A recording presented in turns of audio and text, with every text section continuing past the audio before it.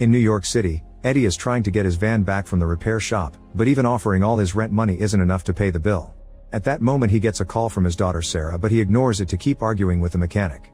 Eddie explains he needs the van to pick up his daughter and work doing deliveries, but the mechanic still doesn't care.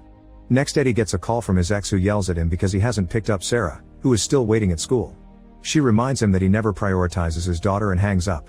Getting desperate, Eddie notices an employee's wallet on the table. He provokes the owner until he's pushed against the table, which allows him to steal the wallet without anyone noticing. After he leaves, he checks the wallet and is disappointed to see it doesn't have much money. When he reaches the main avenue, he looks around for potential victims, but there's nothing unattended. He starts tugging on car door handles, hoping to find one that's unlocked to no avail. One of the cars has a barking door that startles him, only for Eddie to befriend it and even give it some water.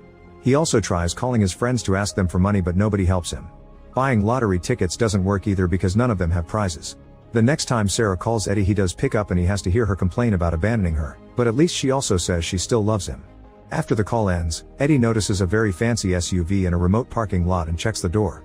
To his shock, it's unlocked. He immediately gets inside and starts searching for anything valuable, but only finds sunglasses. When a person walks by, he makes sure to look away to hide his face. Without anything to steal, Eddie gets ready to leave, only to discover the door closed on its own and is now locked.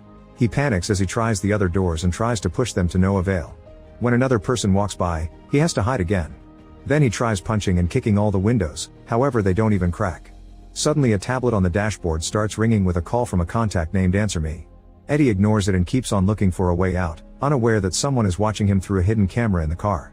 Eventually he finds a lug wrench in a compartment and hits the window with it, but this doesn't work either. As the tablet stops ringing, Eddie breaks the panel on the door and inserts his hand, only to accidentally get his arm hurt by a piece of metal. Soon the tablet starts ringing again and Eddie continues to ignore it while removing the panel.